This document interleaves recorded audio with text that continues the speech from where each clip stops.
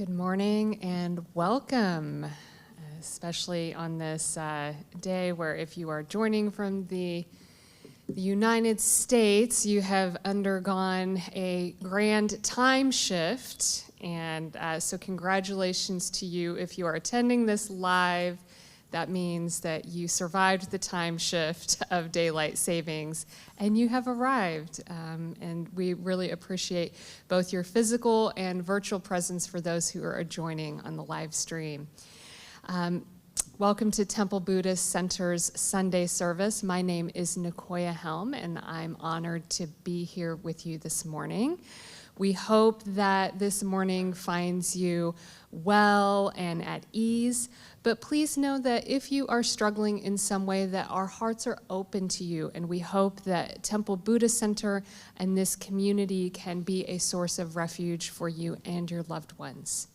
We are excited to be able to celebrate in person, and we want to do so as safely as possible. We know that things are very much in transition right now, but we still are recommending masks here in person, and respect and tolerance are encouraged, of course, with that. We appreciate you doing your part to keep our whole Sangha safe and healthy. So we'll begin this morning with some conscious breathing. And conscious breathing is an opportunity to ground, to unify, to bring the mind and body together into this present moment more fully even than they may already be. And a conscious breath is generally where you seal the mouth, invite in a nice, deep, open in-breath through the nose, pause for a moment, and then exhale so that the exhale becomes longer than the inhale. Of course, adapting that however you need to for whatever works for you this morning. So let's begin. Inviting in that nice open in-breath. Pausing, feeling the fullness of the lungs, and then releasing slowly, and just noticing how the chest, the shoulders, and the belly, they naturally settle into gravity. So let this settling spread throughout both the mind and the body.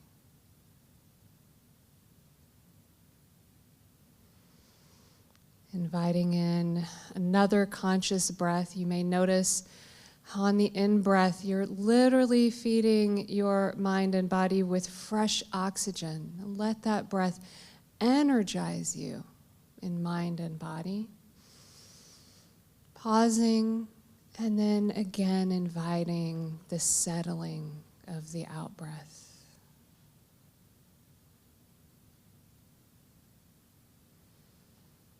And a third conscious breath together. Breathing in energy, clarity, brightness. Breathing out stable, solid groundedness in this very moment, here and now.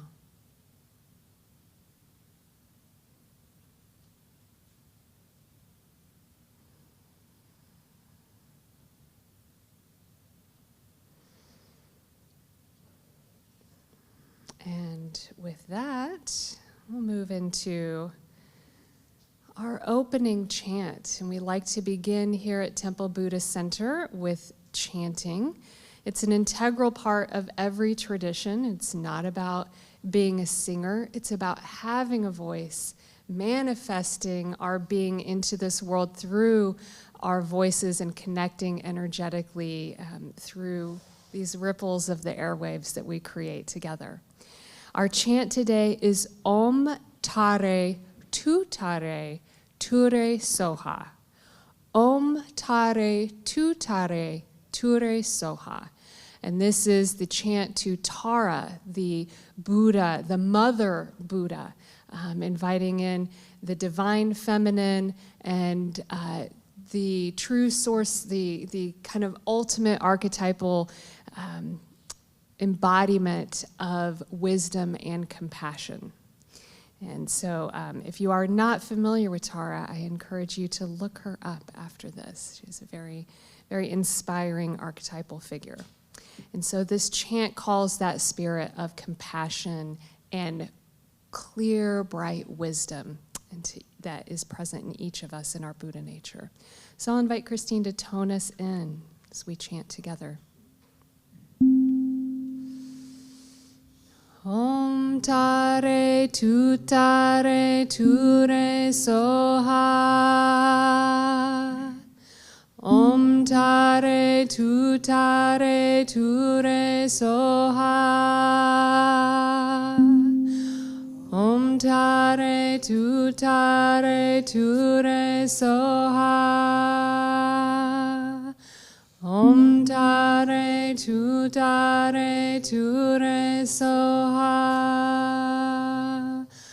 Om tare tu re soha. Om tare tu re soha. Om tare tu re soha.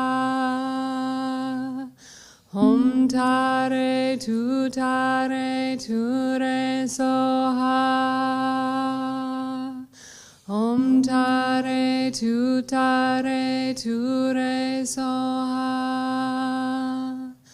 Om tare tu re soha. One more time. Om tare tu re soha.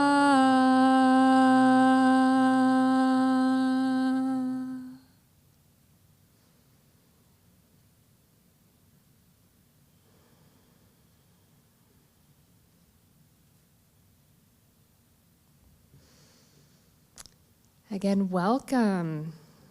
Here at Temple Buddhist Center, we practice Western Buddhism. This is a blend of Eastern philosophy and Western psychology. This new and exciting form of spirituality is dynamic, it's inclusive, it's alive and ever-changing, and it focuses on core Buddhist insights, mindfulness, meditation, and their practical application to our daily life. Our goal here isn't to get everyone to agree on one particular lineage or doctrine or philosophy. Rather, it is on cultivating a shared experience of mindfulness, oneness, and love.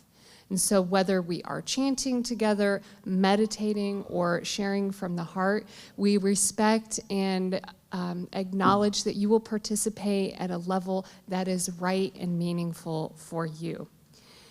And here at Temple Buddhist Center, we celebrate and take refuge in the three jewels of Buddhism, which are the Buddha, the Dharma, and the Sangha.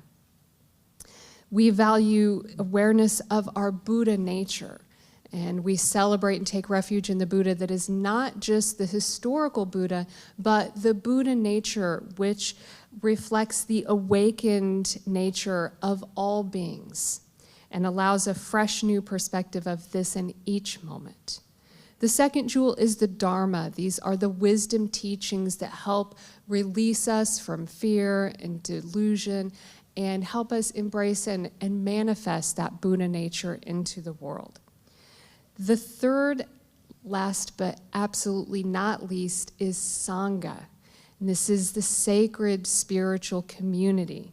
And this is an essential part of our growth where we practice the teachings together and celebrate and support each other together on each step of the path.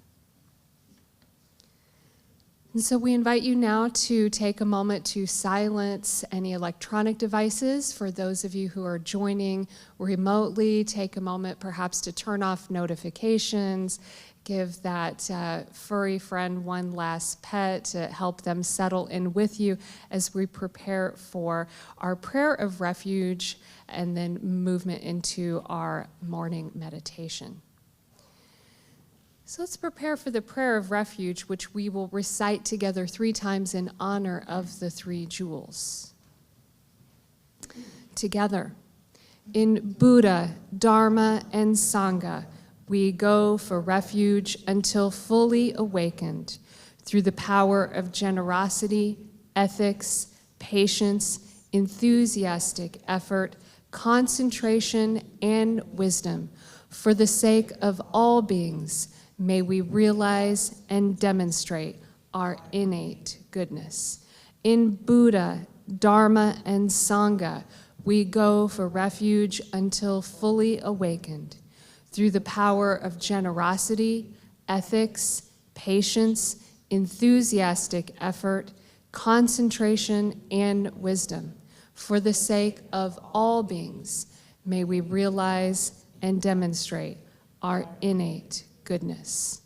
In Buddha, Dharma, and Sangha, we go for refuge until fully awakened through the power of generosity, ethics, patience, enthusiastic effort, concentration, and wisdom.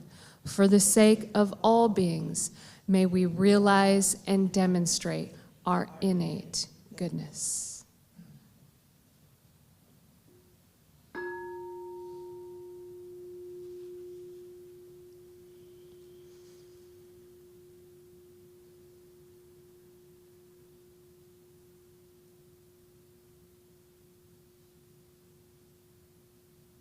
And as we move now into our time of meditation, if you already have an extensive practice, then I invite you to practice in the way that is right and fitting for you and to begin that at any time.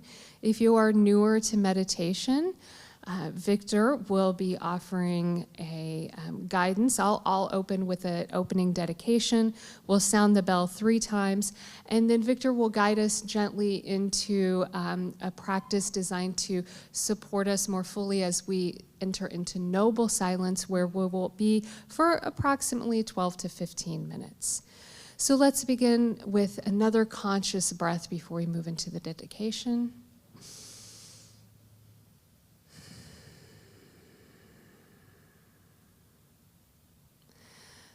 Body, speech, and mind in perfect oneness, I send my heart along with the sound of the bell. May the hearers awaken from forgetfulness, transcend the path of anxiety and sorrow, and realize the true nature of who they are.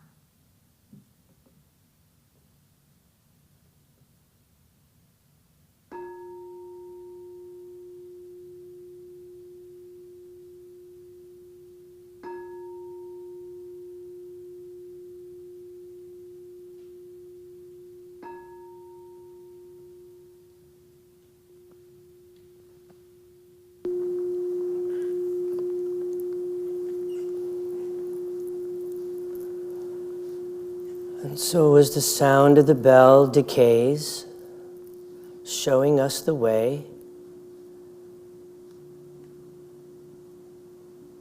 we bring our awareness to the body.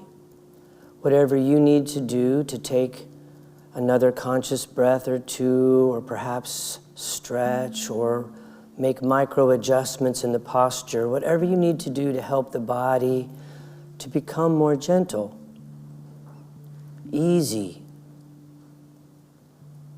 light.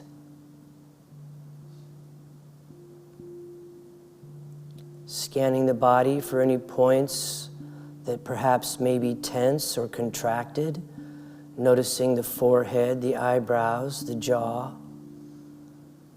letting the shoulders drop completely, relax fully. The belly can unfurl and relax.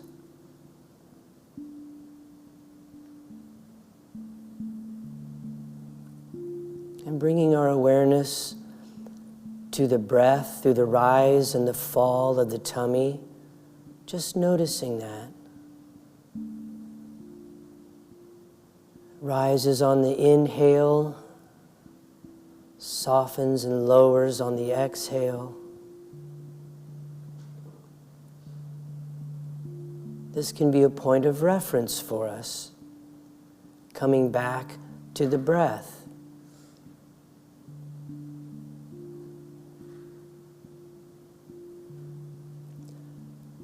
And what is it we're coming back from? The mind can be easily distracted. So, for example, if the mind is distracted by a sound in the room, perhaps a sound in the hallway or outside, the moment you notice that the mind has been distracted by a sound, we just come back to the rise and fall of the tummy. We come back to the present moment.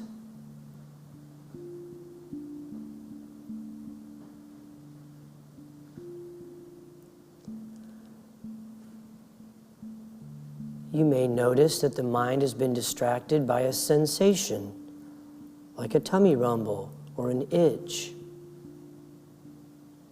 When you notice this, we simply return to the breath, return to this present moment.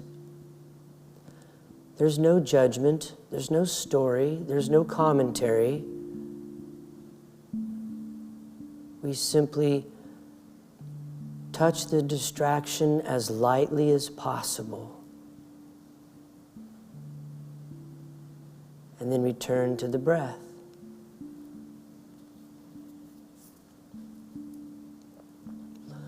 You may notice that the mind has been distracted by a thought, or perhaps a string of thoughts. Again, once you notice this, it's not an opportunity to blame or to punish yourself, to get aggravated or agitated. It's actually a moment of celebration. It's a moment of awakening, because you have seen how the mind can run away with thoughts. And so you come back to the breath. You come back to this present moment.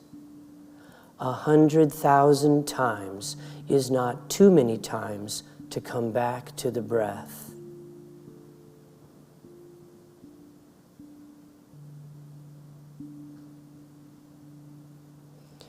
And so, connected to the breath with the rise and the fall of the tummy, the body is gentle, spacious, easy and light.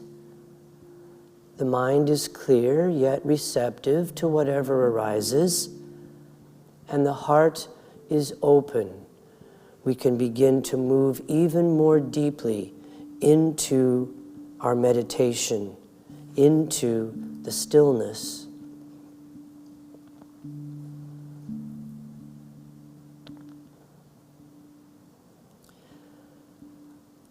I close my eyes and I see clearly. I stop trying to listen, and I hear truth. I am silent, yet my heart sings. I seek no contact and find union. I am still and move forward. I am gentle and need no strength. I am humble and remain whole, returning again and again to the breath, returning again and again home.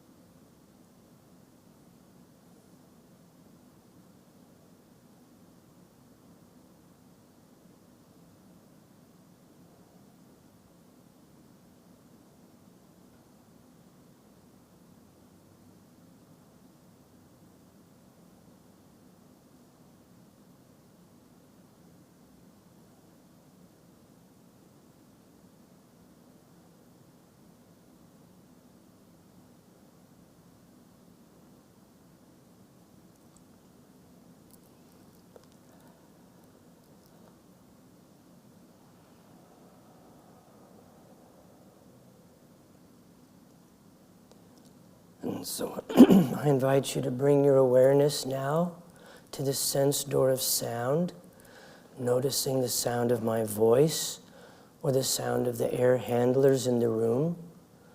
And as you become aware of the sense door of sound, can you keep 5% of your awareness on that which is still and silent within?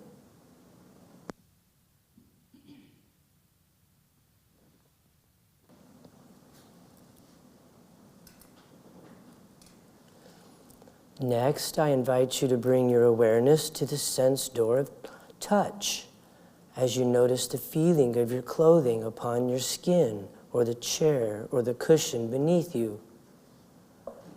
And as you become aware of material and form, can you keep 5% of your awareness on that which is formless, awareness of awareness?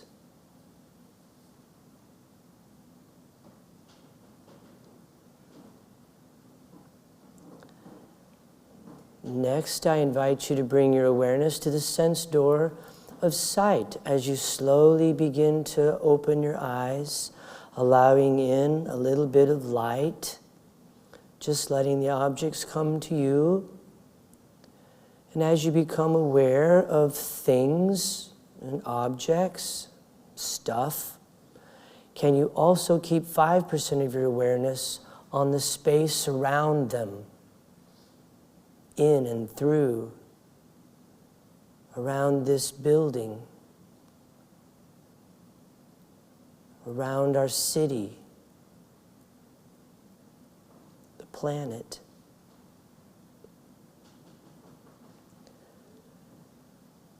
And next, I invite you to bring your awareness to the breath as we take a conscious breath together.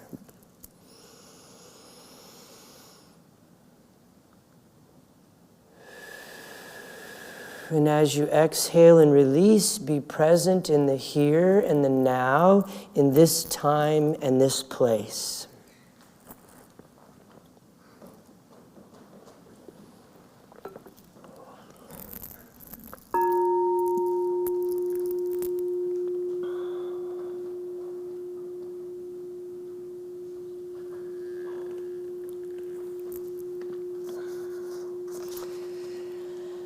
All right, and so again, welcome everyone. It's so nice to see everybody today.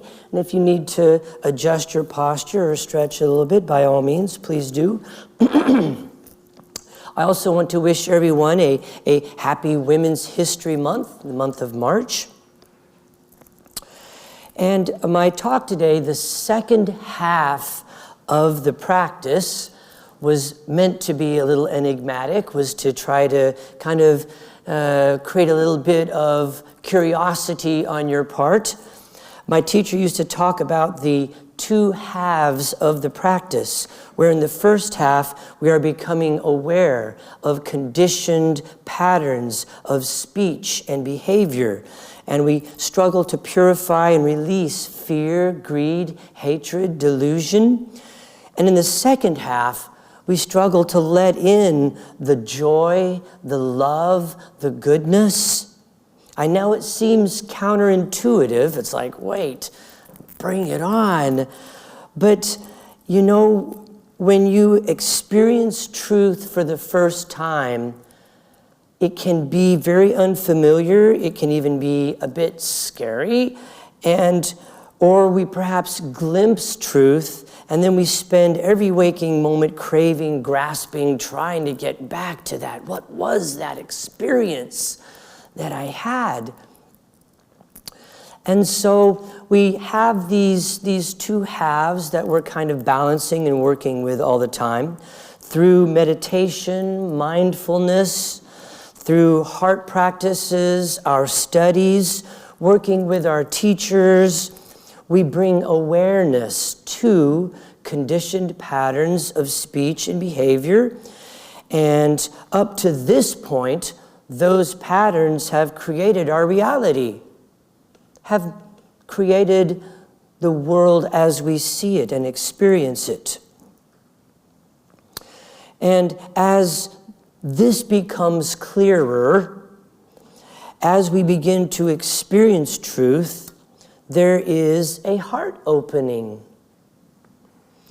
Like the old saying, before enlightenment, chop wood, carry water. After enlightenment, chop wood, carry water. As we begin to reorient ourselves to kind of a new way of being, seeing the world through different eyes, so to speak. For many of us, the good, the joy, the love that follows can be a completely brand new experience. You know, it's so interesting that through my years of teaching in public education, how many young people thought that love was negative feedback. That's what love looked like. That's what mom and dad did, always yelling, always correcting, always scolding. Oh, that's what love looks like, sounds like. That's how love feels. So when you experience this so often, so many hours a day, even through 10, 11, 12 years of living, that just becomes the norm. That's what you know. You don't know anything other than that. And so as we wake up to this, and we begin to feel the full range of emotions that come with this body and experience new depths, we realize not only are there no answers, but even the questions kind of don't really even make sense anymore. And we begin to live in the mystery.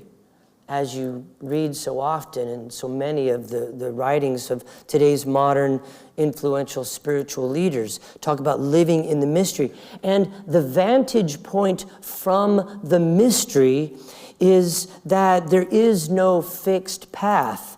In truth, there is no path at all, for that would place it in the realm of space and time. And as we know, space and time too are a mystery.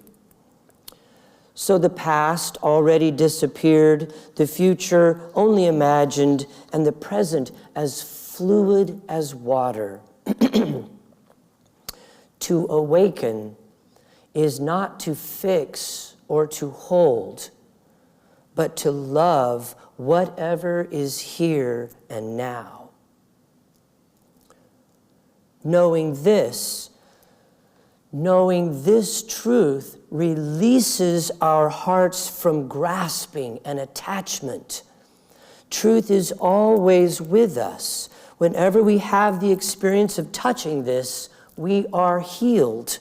It may come when we are caught in fear and longing, love or jealousy, anger, success, or lost in the melodrama of our life. And then, right there, in a single moment, we will hear a voice that says, wow, you were really caught up in that one, weren't you? And we laugh, and we are free. Waking up to the dream of thought, the constant parade of concepts, ideas, beliefs that we cling so tightly to. And when we wake up and see them as nothing more than things, as more objects of the mind, we experience a freedom, a truth. You hear the word Dharma a lot. We use it here, the Dharma talk. And Dharma has two meanings. Dharma being the teachings, the writings of the Buddha and subsequent teachers and masters. But Dharma also means the truth of this moment, regardless of whether or not you're aware of it.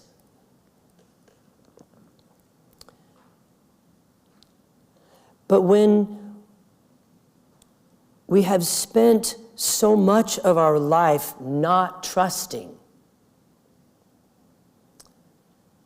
it becomes a habit pattern. The mind says, well, with all the stupid mistakes you have made in the past, couldn't this just be another one of those? Or perhaps the suspicious mind jumps in, is this joy real, or is this just temporary joy, or is this like a fake joy? Is this love authentic? And so there's all this questioning, all this doubt. Doubt arises, and the mind then kicks in and engages, and we question the source. Fear arises, and upon that, it is easy to fall back into unconscious patterns of speech and behavior. Or perhaps maybe it's the other side, where you have an awakened experience, and you glimpse the vast emptiness. You realize you are nothing, and in that become everything, only to have the phone ring, startle you. Then you get upset with yourself for not turning it off. You answer it, get mad at the person who's trying to sell you a warranty on a truck that you don't actually even own. And then you slam down the phone and then spend the next 5 weeks trying to get back to that awakened experience. Been there. So how then are we to get our sea legs, so to speak? How are we to let in the fruits of the practice? And the answer is to dance with the one that brung ya, to quote an old song, awareness.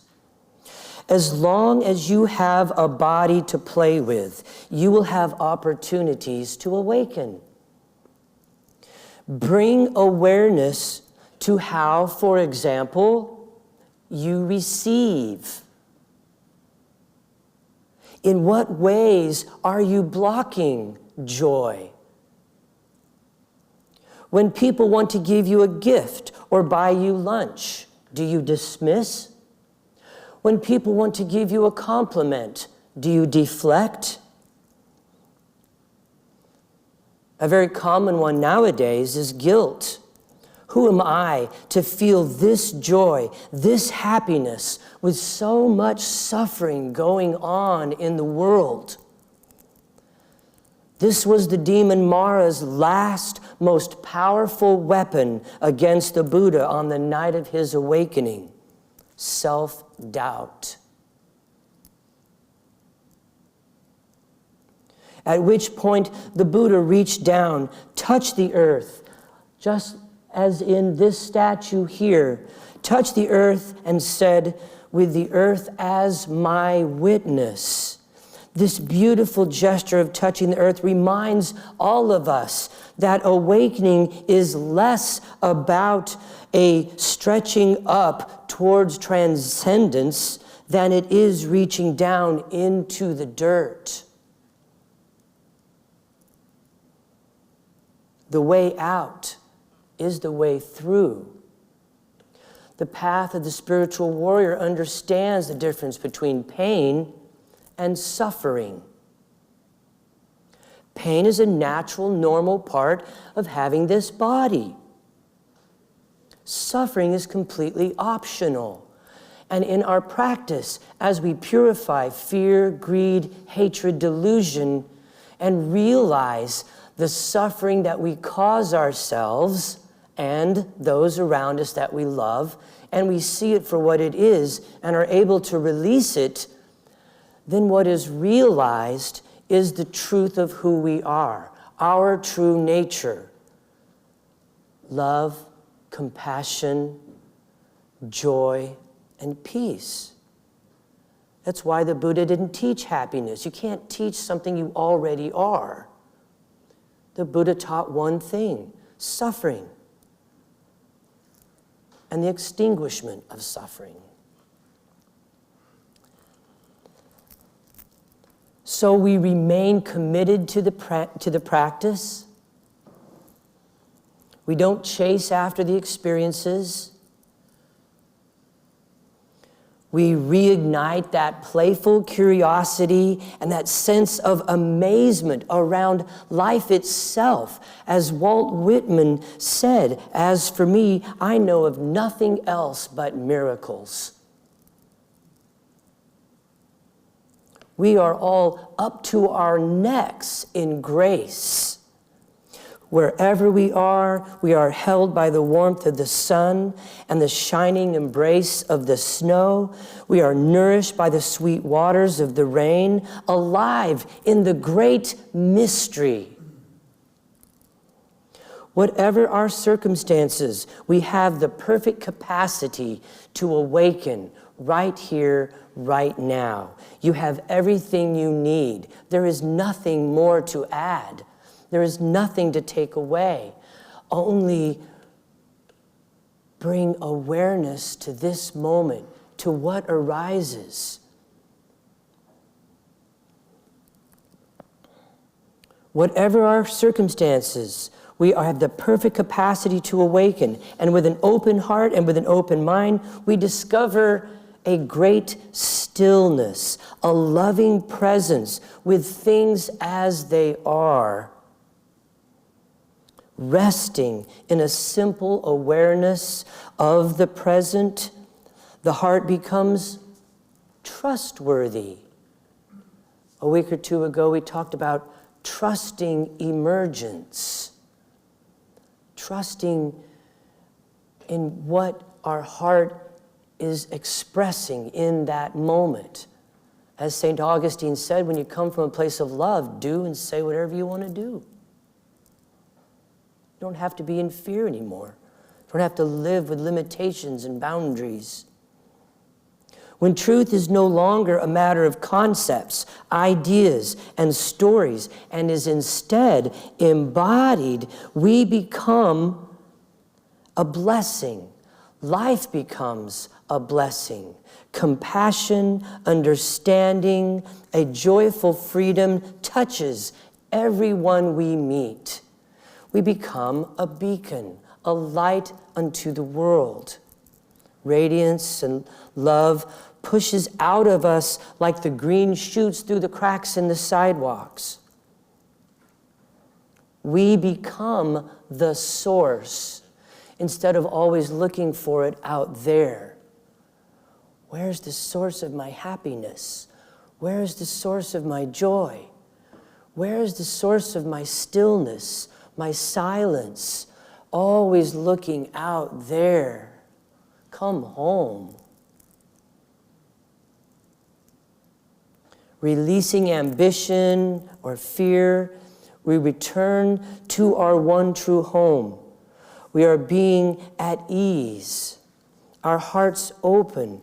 Joy and freedom of spirit fill our days. And I'm not saying we don't experience sadness, we don't experience anger, but they just come and go like everything else. And we know that. We're aware of that. And we're aware of the experience. What does anger feel like? Instead of blaming out there, instead of judging out there, what does anger feel like? What does sadness feel like? And it's important to be aware and not to go looking for those things. It's very easy to do nowadays. How much news do you need? How aware are you of what you're consuming each and every moment? Through the ears, through the eyes? So once you have the information you need, turn it off. To expose and consume yourself through graphic after graphic, picture after picture, heartbreak after heartbreak is a form of punishment.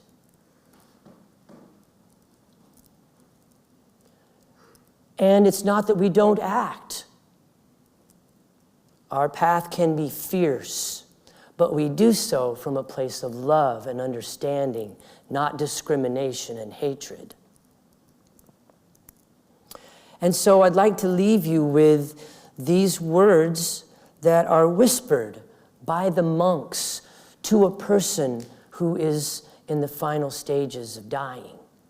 And this is what they whisper, this is what they say. Remember the clear light. Remember the pure, clear light from which everything in the universe comes, to which everything returns. The original nature of your own mind. It is your own true nature. It is who you are, and it is home.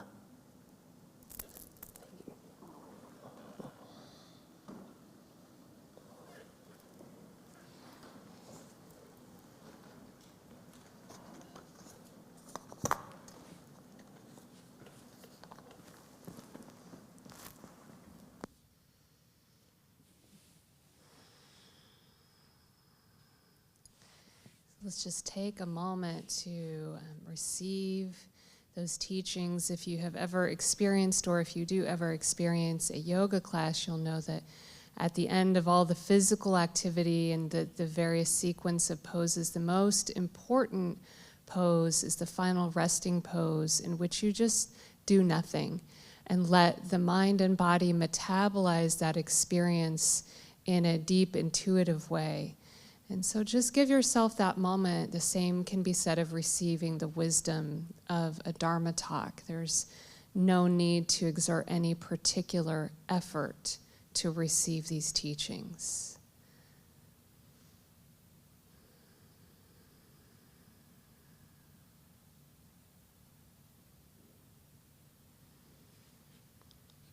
And so with that, I'll invite you to adjust, shift, resettle the mind and body in whatever way feels comfortable as we begin to move into our closing loving kindness or metta practice.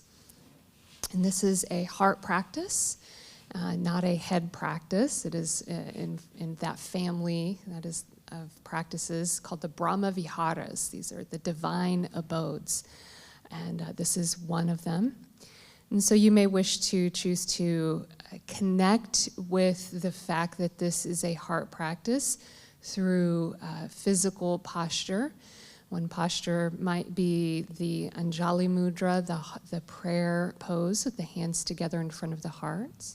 You may wish to place one or both hands over the heart, maybe even rub your sternum just a little bit to feel that warmth and sense of connection, which is the beginning of what we are attempting to cultivate and stabilize and make ever more present in every moment through this intentional practice.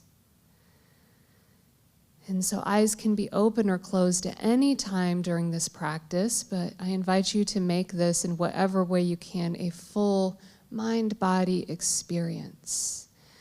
And so as you've connected with the body through perhaps a touch to the heart, or just feeling a sense of breathing into heart space, I invite you now to draw to mind the image of yourself, either as you are now, or if it's easier, to imagine yourself as a young child.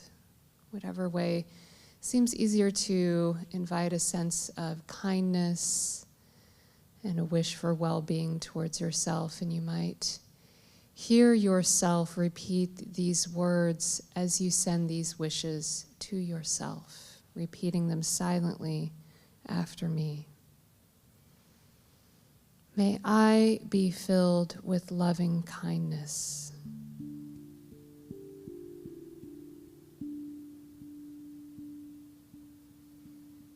May I be safe from inner and outer dangers.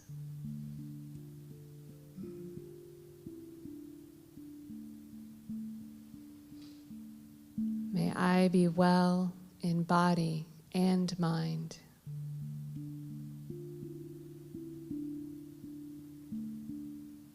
May I be at ease and happy.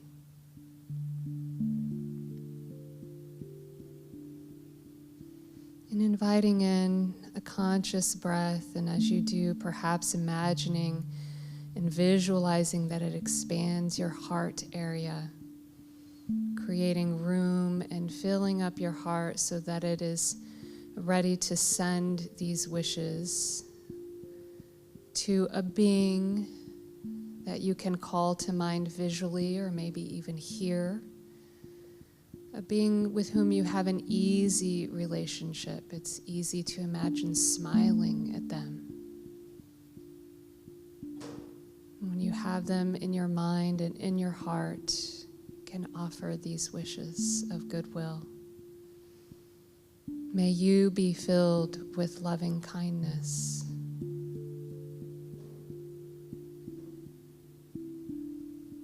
May you be safe from inner and outer dangers.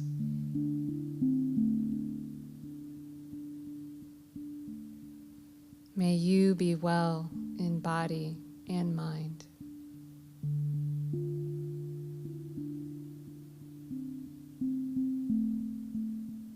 May you be at ease and happy.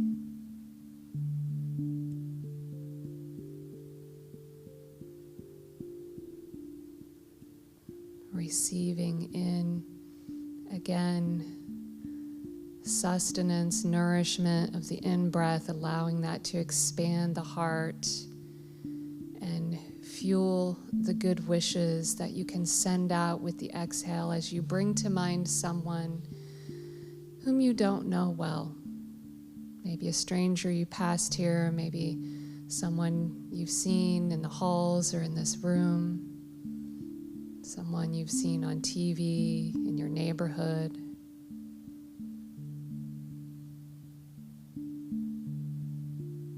And offer these wishes. May you be filled with loving kindness.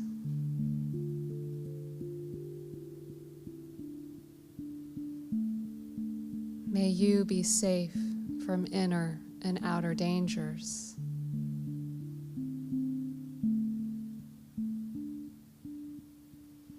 May you be well in body and mind.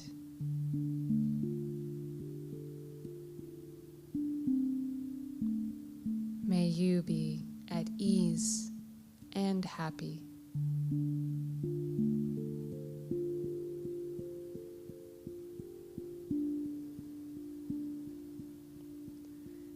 Breathing in again to renew and strengthen and broaden that feeling of tenderness, kindness, and warmth in the heart. So you call to mind someone with whom you have a challenging relationship and realize that if you were truly at ease and happy, and if they were truly at ease and happy, then this sense of challenge would likely be reduced or even perhaps gone. And so acknowledging that this wish for their happiness is a wish for true healing and peace for all, including ourselves. And drawing in through the breath whatever nourishment you need to send these wishes to that challenging person. May you be filled with loving kindness.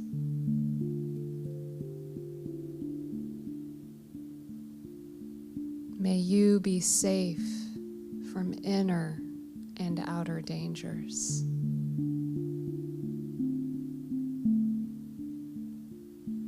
May you be well in body and mind.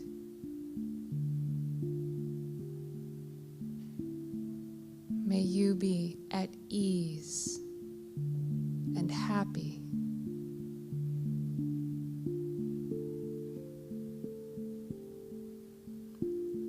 And finally,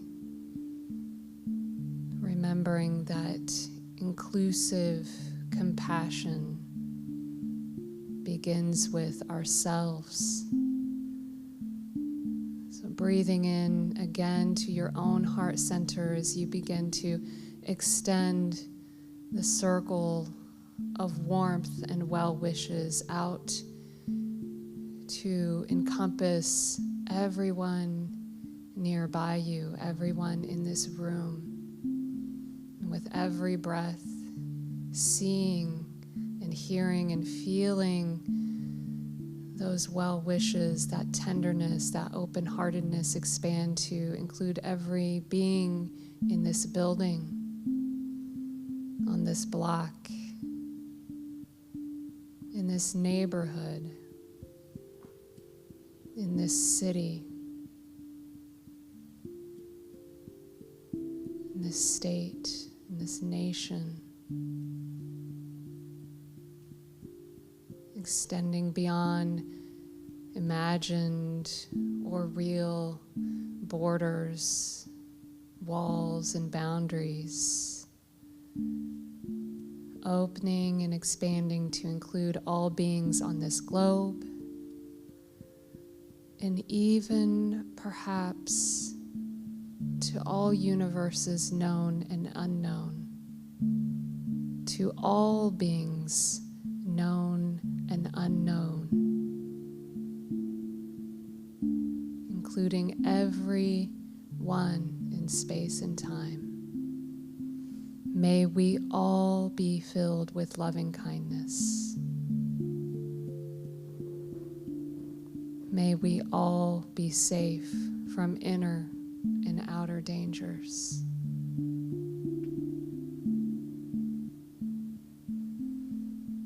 May we all be well in body and mind.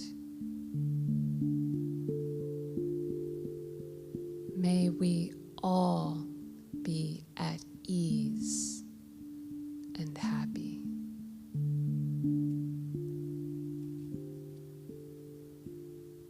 Whenever you're ready, if eyes are closed, open them and smile.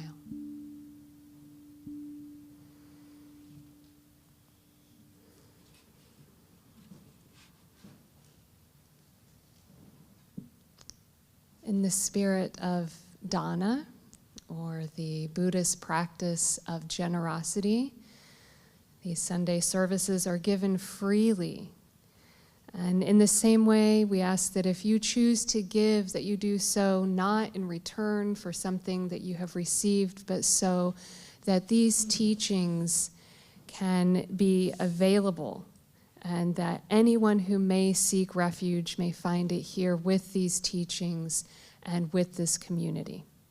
Dana boxes are located in the back of the room or virtually online at templebuddhistcenter.com. We want to give special thanks to those who have become ambassadors. These are people who have chosen to give regularly, electronically on a monthly basis. It's not about the amount, it's just that regularity helps set a budget and keep things smoothly flowing here at TBC. If you would like to become an ambassador, you can do so through the website or by texting the words Unity Temple to 77977.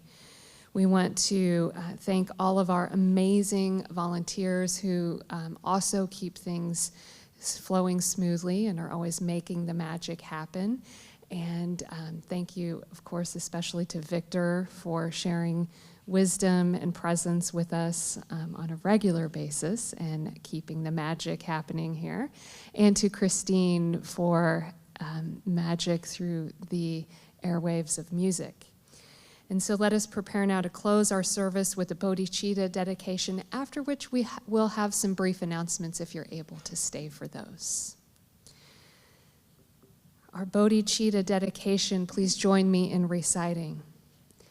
May the pure, brilliant sun of bodhicitta dawn in each and every heart and mind, dispelling the darkness of suffering and confusion unstoppably, until all are illumined and awakened. And with our hands together in front of our hearts, let us go forth from this place, entering each moment in innocence, guided by the wisdom of our hearts. As we open our eyes and we open our hands, we shine our light out into the world. Namaste.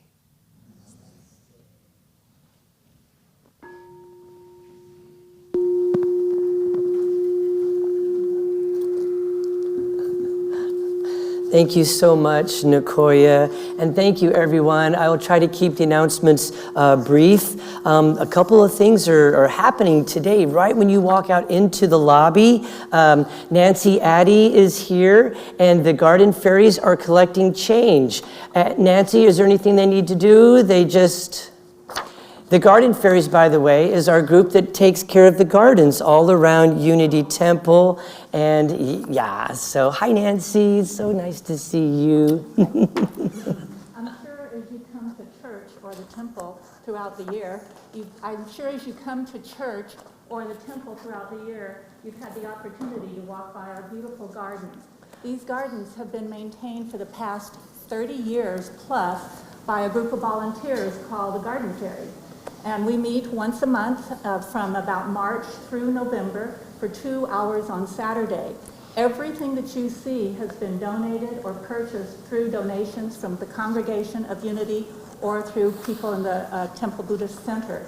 And so at the time change, when you leave, you'll see a bunch of garden fairies out there with little tiny fortune boxes. We call them good fortune boxes. And you take those home with you. And then between now and next time change, you put your change in there and then bring it back. And that's how we have funded everything for the past 30 years that you see when you walk by. One of the things the Garden Fairies have noticed, even before COVID, is that people are paying more nowadays with credit cards. So we don't see as much change. So the Garden Fairies are quite open to anything. We will take change, we'll take bills, not your gas or electric bills, but dollar bills and things, checks. You can also go online and donate there if you would like. I would like you to know that 100% of everything that is donated to the Garden Fairies goes to maintaining the garden. And Victor's one of our garden fairies also. Yeah. If any of you are interested in becoming a garden fairy, it's very easy, no experience is necessary. We provide all tools, and like I said, we only meet for 2 hours one Saturday a month from about April to October. So if you're interested, we'd love to see you, and blessings to all of you. Thank you. Thank you so much, Nancy. And so the Garden Fairies will be out in the lobby, right? Excellent. Also, normally Helping Hands Sunday is the first Sunday of every month, but because of some staffing and some shipping issues, it's today. So when you go out into the lobby, you'll see the little blue bags, and we'd like to invite you to take one per family. And then as you move around the city and you encounter a person experiencing homelessness, please feel free to give them one of these bags. It's just filled with all kinds of essentials and socks and tissues and water, granola, aspirin, some things like that sometimes. So by all means, please do that. Also, we have coming up, yeah, there they are. So a bunch of things are happening. I don't want to go through them all, but I just want to highlight a couple things real fast. We have a big Earth Day celebration, which will be happening here April 23rd. There's a film festival. There's going to be tabling by different groups from around Kansas City and organizations. There will be panel discussions, and TBC is giving away 50 trees. And the trees are usually about, about 2 feet, 3 feet. And there are there are trees that are native to this area. So we will have a list of those for you and stuff as we get closer to that. Also, this coming on the 18th, that's this week, is our full moon meditation, mandala, yoga, and chanting. And so I believe that's Friday night from 6 to 9. So I hope you can make it out here. It'll be downstairs in Unity Hall. And then our WeSock retreat is coming up. Registration will open very soon for that. And don't forget our lending library. Always lots of new and interesting things. Oh, my goodness, thank you, Nicoya. And every second Sunday at 1 p.m. is our Meditation 101 class. And what's interesting is it's really not necessarily Meditation 101 for people who've never meditated. It can be for anybody. So whether you're new to the practice of meditation or you've been doing it for years, if there's some aspect of meditation that you would like to talk with Nicoya, today's Nicoya, to talk to Nicoya about, then from 1 to 2 is a great time to come, and we'll chew on the Dharma, mindfulness issues, meditation issues. So come and join us right here in this room. So I believe that is everything. So thank you all so much as you go into your day. Peace, blessings, and I think it's going to be like 70 degrees today. So lots of sunshine. So take care now. Bye.